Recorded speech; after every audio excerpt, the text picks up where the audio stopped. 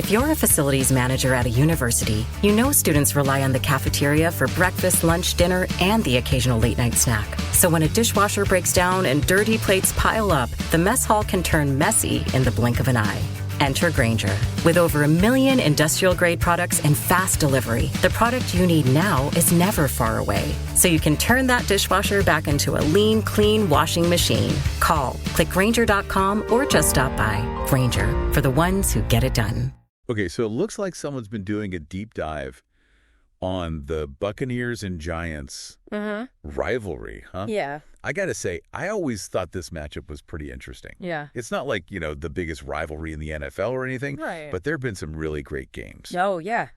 between these two teams. For sure. And you've really gone all in here. I see news articles, historical stats. Yeah. I even see some podcast titles in this research pile. I had to do a deep dive. I love it. I love it. And it's really interesting to me. So what's that? The Giants won the Super Bowl back in 2007. Right. But they actually beat the Buccaneers on the way to that championship. Yeah. So that's what I really want to dig into today.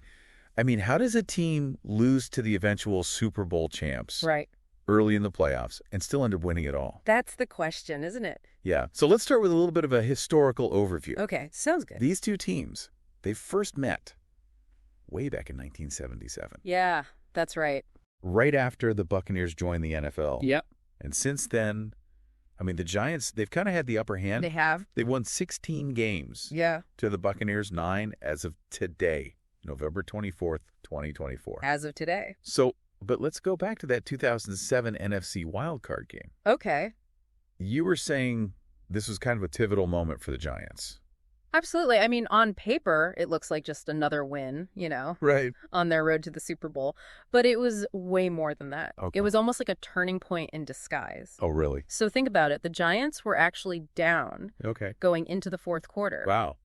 14-13. Okay. Their offense wasn't clicking, Right. and they barely pulled out the win. Yeah.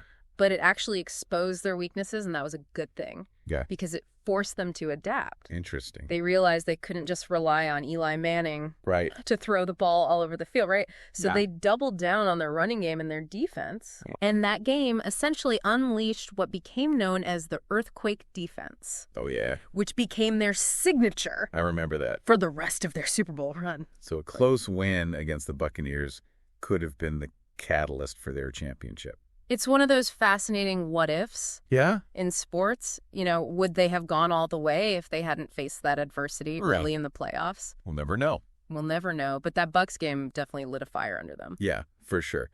Now, let's fast forward a little bit to a much more recent game. Right. November 24th, 2024 just happened. Fresh in our minds. The Buccaneers dominated 30-7 at MetLife Stadium. Yep. What were some of your biggest takeaways from that game?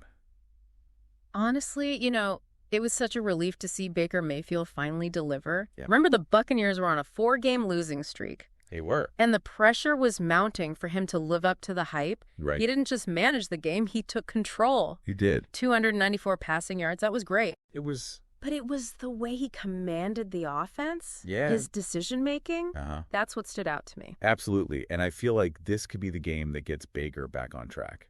It could be a turning point for him, Yeah. and maybe for the Bucs as well. Absolutely. And speaking of players finding their groove, Yeah, Mike Evans was back from injury he was. and immediately led the team in receptions. Yeah, It's like he didn't even miss a beat. right. Evans is so reliable. He is. He's such a reliable target for the Bucs. Yeah, but you know what really impressed me in this game? What's that? The Buccaneers defense. Oh, yeah.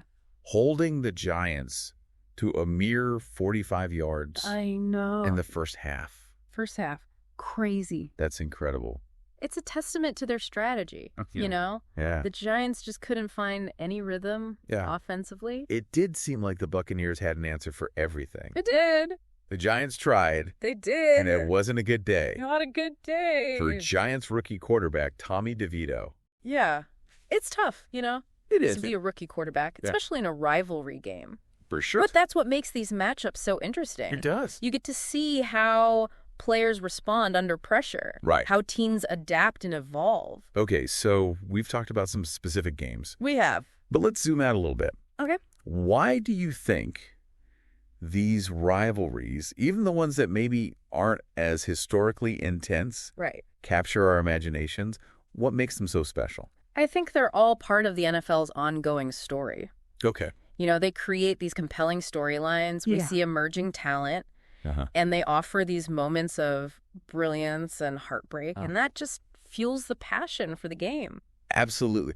And you know what? I think about it. What's that? It's almost like each game Yeah, is like a chapter in an ongoing saga. it is. And this deep dive that you've done, Yeah, it's almost like you're adding a footnote to history, that's a great way to put it.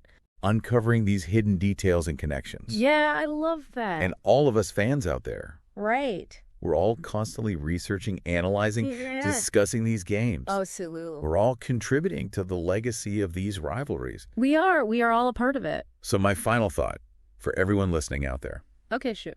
both the Buccaneers and the Giants, they're in constant flux. They are. New players, coaching changes, Mm-hmm. the league itself is evolving. Always. What do you think the future holds for this rivalry? I don't know. That's the beauty of it. Yeah. You know, in a few years, we might look back at the 2024 season as the start of something really special. Right. Or maybe it's just another stepping stone Yeah. in this long and winding history. It's all still to be written. It is. It is. It's exciting. It is. I love it. Yeah. Great deep dive today. Thanks for having me. And thanks everyone for listening We'll see you next time. on the deep dive. Bye. See ya. Today is your lucky day.